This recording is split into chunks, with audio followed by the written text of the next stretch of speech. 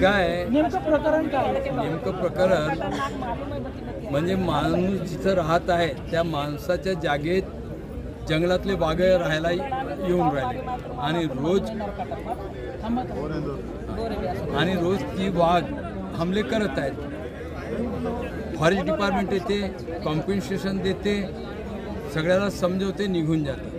वाघाच्या हमल्यामुळे फक्त एकाचा जीव जातो असातला भाग नाही. आज कितीतरी शेतकरी त्या वाघाच्या भीतीनं शेतात नाही जाऊन राहिले. वाघाच्या भीतीनं त्यांची जमीन पडीत पडली आहे. त्यांच्या इथं आलेला माल ते तोडू नाही शकत. तर हजारो रुपयाचं यांचं नुकसान आहे, पण कोणी 5 पैसे यांना नुकसान भरपाई देत नाही आहे. आणि आता हा लोन इथून निघाला पारशिनीवरून ढवलापूर, कोलितमारा सगळीकडे हा पसरलेला आहे. म्हणजे आता असं आहे का वाघाने चारी बाजूनी लोकांना घेरलेला आहे. त्याच्यामुळं त्याच्यावर काहीतरी निर्णय व्हावा म्हणून आम्ही सगळे लोक आंदोलन करून एका जागी आलेलो आहेत. सन्माननीय जे आपले वनमंत्री आहेत त्यांनी आज मीटिंग इथं लावायला पाहिजे होती. आम्ही आजच्या आमच्या प्रभुनाथ शुक्ला म्हणजे इथले हेड आहेत त्यांच्याबरोबर बोललो आहेत. त्यांनी वरिष्ठाकडे ते पाठवलं आहे.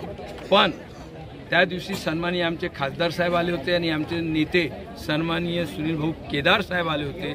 त्यांच्या समोर कलेक्टर साहेबांना विचारून यांनी आपल्या फॉरेस्ट ऑफिसरनी म्हटलं की आज इथं बैठक होणार आहे आणि यांना कळवलं नाही. त्यामुळे शेकडोच्या संख्येने लोक इथं हजर झालेले आहेत आणि कुणी कळवायला तयार नाही. एक कागद सांगून दिलं की भैया ही बैठक आता 24 तारखेला होईल म्हणून, आणि 24 तारखेला ते 10-20 लोकांनाच बोलवणार आहेत.